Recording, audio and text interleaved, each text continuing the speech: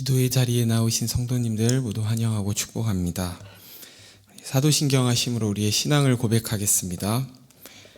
전능하사 천지를 만드신 하나님 아버지를 내가 믿사오며 그 외아들 우리 주 예수 그리스도를 믿사오니 이는 성령으로 잉태하사 동정녀 마리아에게 나시고 본디오 빌라도에게 고난을 받으사 십자가에 못 박혀 죽으시고 장사한 지 사흘 만에 죽은 자 가운데서 다시 살아나시며 하늘에 오르사 전능하신 하나님 우편에 앉아 계시다가 저리로서 산자와 죽은 자를 심판하러 오시리라.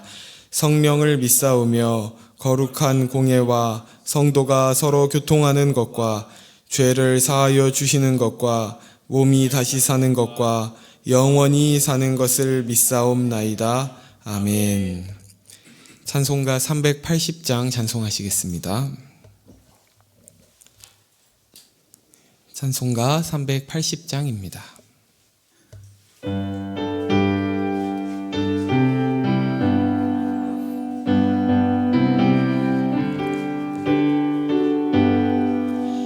나의 생명 되신 주 주님 앞에 나아갑니다. 주의 불린 보혈로 정케하사 받아 주소서. 날마다 주를 찬송하겠네. 주의 사랑 줄로서 나를 굳게 잡아 매소서. 괴로운 세상 지낼 때 나를 인도하여 주소서. 주를 믿고 나가면 나의 길을 잃지 않겠네. 날마다 주를 찬송하겠네. 주의 사랑 줄로서 나를 굳게 잡아 매소서. 세상 살아갈 때에 주를 더욱 사랑합니다.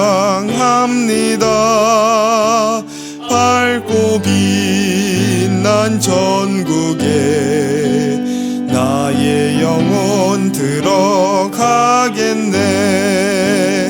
날마다 주를 찬송하겠네.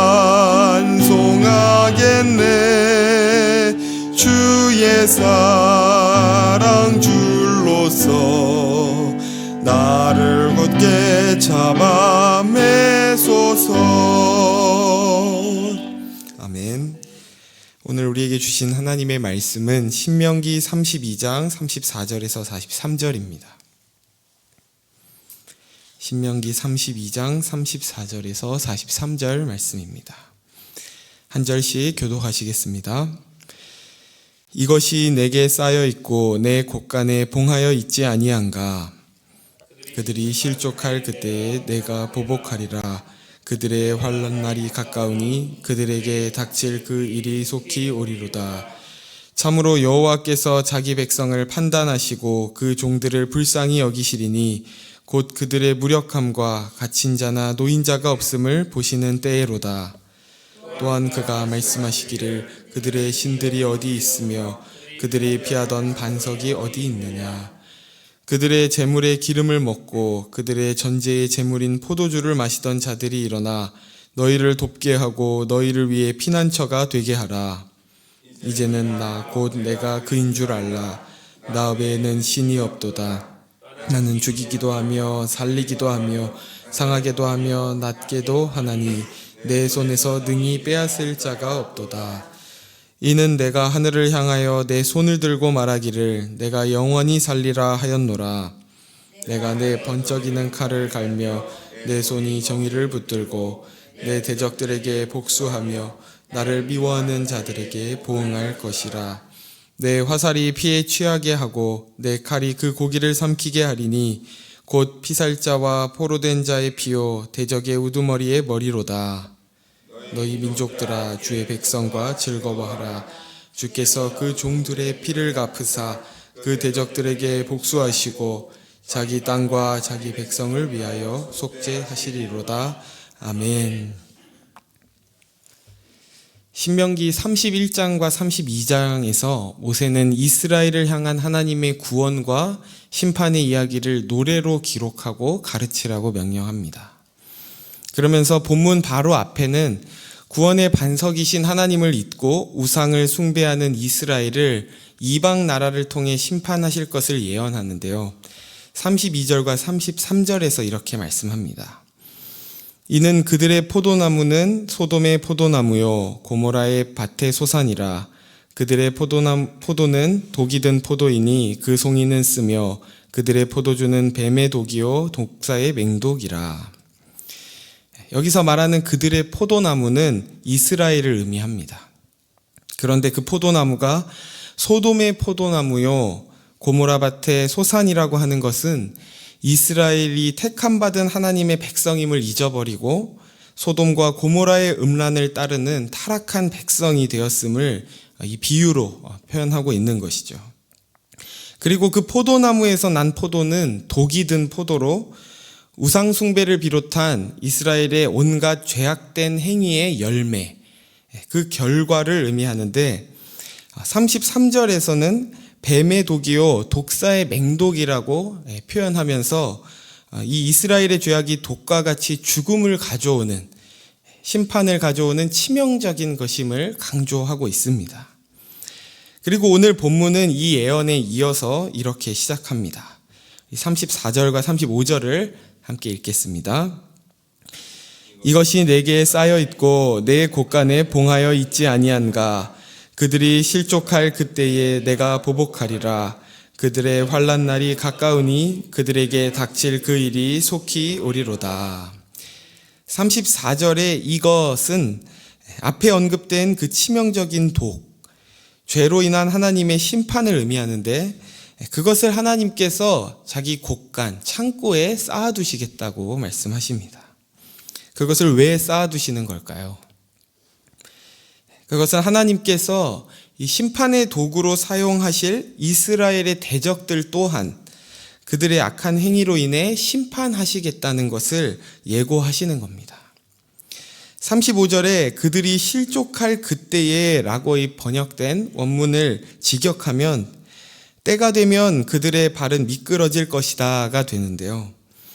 시간이 흘러 하나님의 때가 되면 저장되고 인봉되었던 복수가 하나님의 백성을 공격했던 원수들을 향할 것이라는 말씀입니다.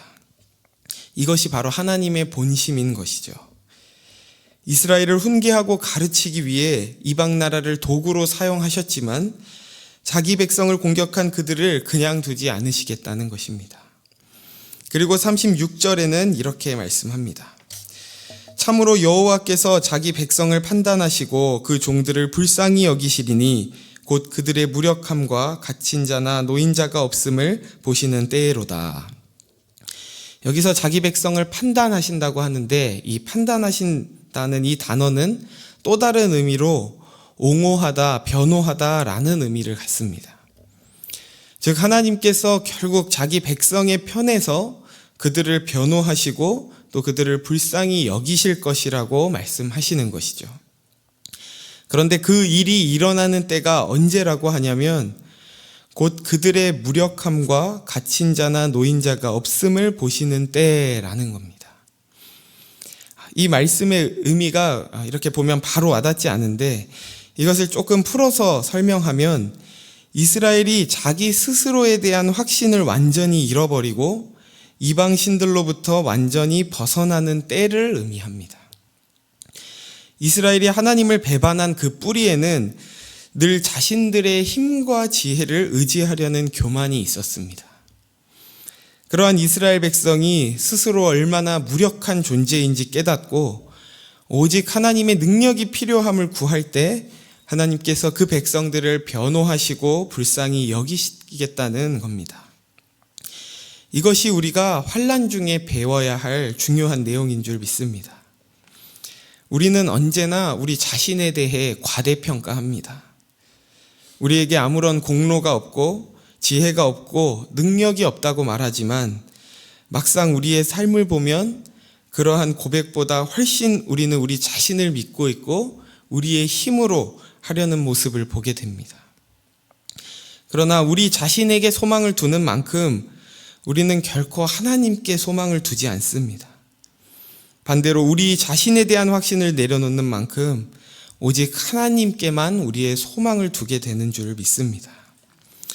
여러분은 여러분 스스로를 변호하고 스스로를 불쌍히 여기는 삶을 살기 원하십니까? 아니면 하나님께서 여러분을 변호해 주시고 하나님께서 여러분을 불쌍히 여겨주시는 삶을 살기 원하십니까? 이스라엘이 되풀이했던 그 실수에서 돌이켜 구원이 오직 하나님께 있음을 고백하는 저와 여러분이 되기를 소원합니다. 계속해서 37절과 38절을 제가 다시 읽겠습니다. 또한 그가 말씀하시기를 그들의 신들이 어디 있으며 그들이 피하던 반석이 어디 있느냐. 그들의 제물에 기름을 먹고 그들의 전제의 제물인 포도주를 마시던 자들이 일어나 너희를 돕게 하고 너희를 위해 피난처가 되게 하라. 36절에서 자신의 무력함을 깨달아야 할 것에 대해 말씀했다면 이 37절과 38절에서는 하나님이 아닌 그들이 의지하던 이방 신들 역시 의지할 것이 되지 못한다는 것을 말씀하고 있습니다. 그리고 이 37절과 38절에는 이 문학적 기법들이 등장하는데요. 먼저 37절에서 모세는 그들의 신들은 어디에 있냐는 이 수사적 질문을 통해 이스라엘이 그렇게 쉽게 찾고 의지하던 이방 신들은 정작 위기에 처했을 때는 아무런 도움을 줄 수 없다는 것을 상기시킵니다. 그리고 38절에는 이 반어법을 통해 고기를 먹지도 술을 마시지도 못하는 이방의 우상 신들임에도 불구하고 이스라엘은 그것들을 바치며 또 그들이 마치 복이라도 주는 것처럼 정성껏 섬겼으니 이제 도움을 청해 보라며 조롱하는 그런 말씀입니다. 이런 어리석은 이스라엘의 모습이 우리의 모습은 아닌지 돌아보길 원합니다. 어쩌면 우리 역시 하나님을 의지하는 것을 맨 마지막 단계로 여기고 있지는 않은가요? 가장 먼저 우리는 나 자신에 대한 확신을 갖습니다. 그래서 무엇이든 내 힘과 노력으로 내가 원하는 것을 이루려 해보지만 실패하게 되죠. 그게 잘 안 되면 이제 미쁘신 하나님을 바라봐야 하는데 그보다 먼저 우리는 눈에 보이는 우상에게로 우리의 시선을 돌립니다. 그리고 그 우상을 섬기는데 또 공을 들이고 애를 쓰지만 헛된 우상은 결국 우리에게 소망이 될 수 없다는 것을 우리는 또다시 경험하게 되죠. 그리고 그것을 경험하면 이제 정말 하나님만 신뢰하고 의지하나요? 우리는 또다시 다른 우상을 섬기며 더 이상 의지할 것이 없을 그 끝에 가서야 하나님께 돌아가는 것은 아닌지 우리의 자신을 돌아보기 원합니다. 그리고 하나님의 이 엄중한 말씀 앞에서 오직 주님을 먼저 바라보고 주님께 먼저 돌아가는 저와 여러분이 되기를 소원합니다. 그리고 이 어리석은 이스라엘 백성에게 하나님은 자신을 이렇게 밝히시는데요.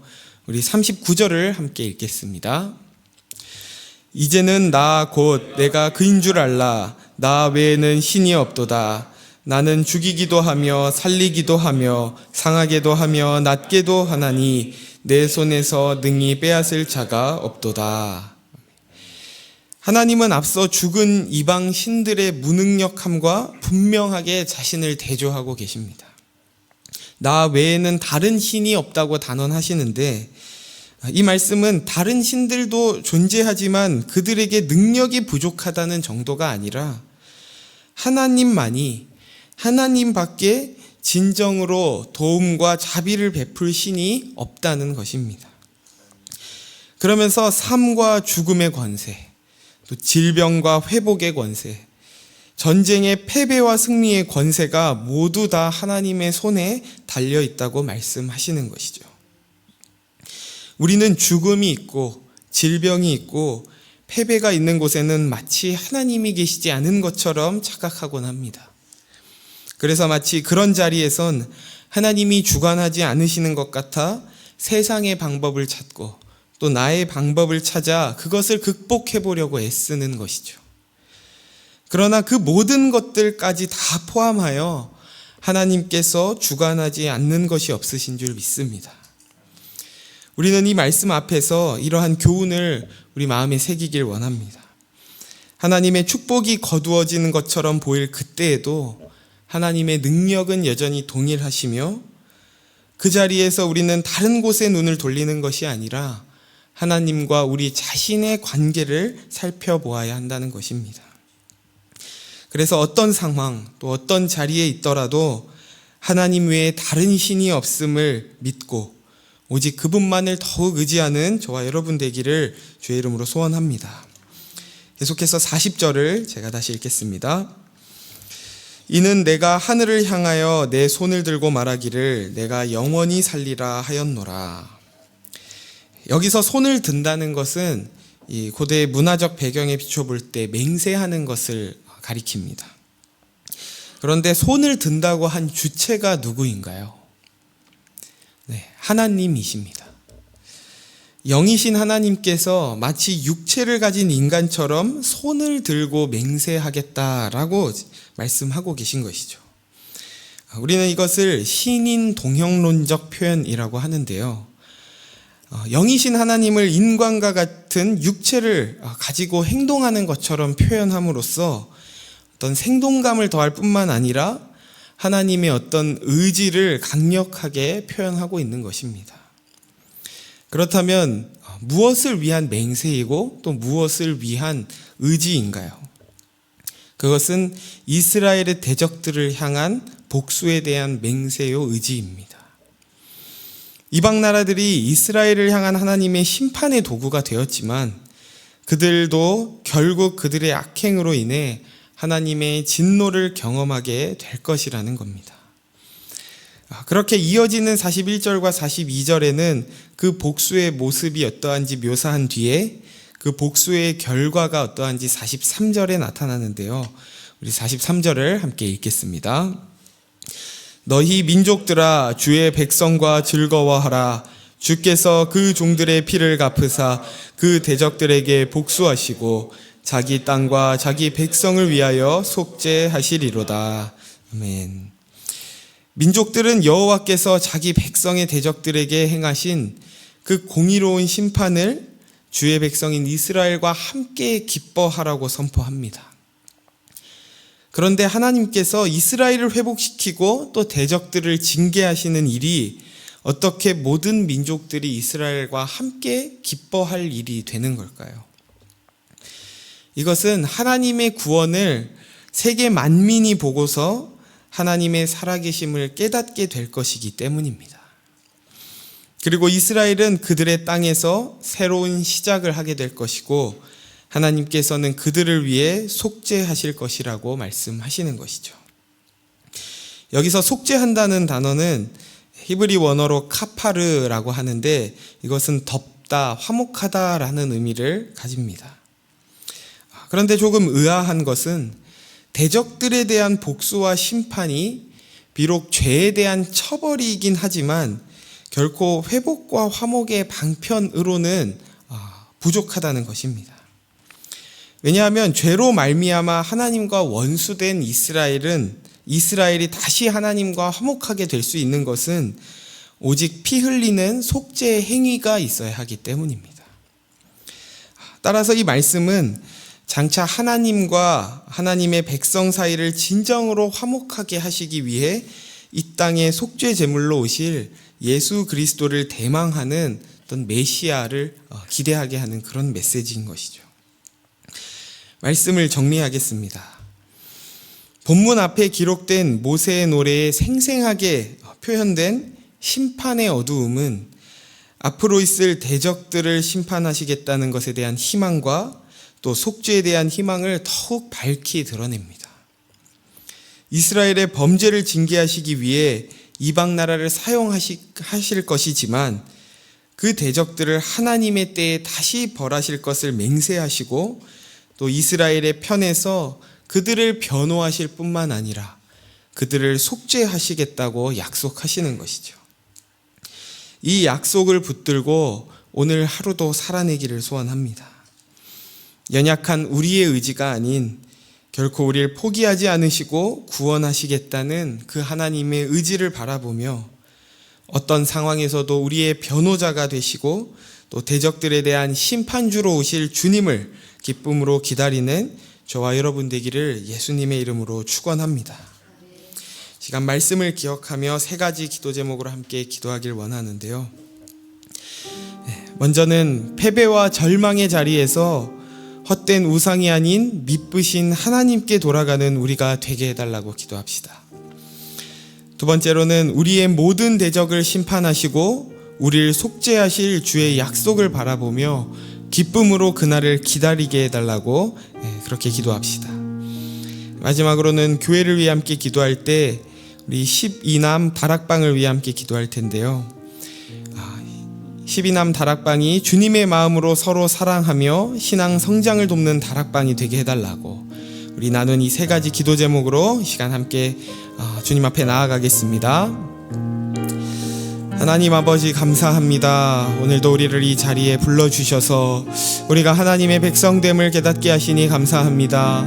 오늘 우리에게 주신 이 말씀을 통하여 때로 우리를 징계하시고 훈계하시지만 우리의 대적들을 주님께서 심판하실 것이며 우리의 편에서 우리를 변호하실 뿐 아니라 우리를 속죄하시겠다고 약속하신 그 주님의 약속을 바라봅니다. 우리가 때로 패배하는 것 같고 죽을 것 같은 그 자리에서 우리 자신을 의지하고 헛된 우상을 의지하는 것이 아니라 오직 믿을 만하신 하나님을 바라보며 그 주님께 돌아가는 우리가 되게 하여 주옵소서. 또한 우리의 모든 대적들을 주님께서 심판하실 것이며 우리를 속죄하실 그 주님의 약속을 바라보며 우리가 그 주님과 함께 기뻐하고 즐거워할 그날을 바라봄으로 오늘 우리에게 허락하신 삶의 자리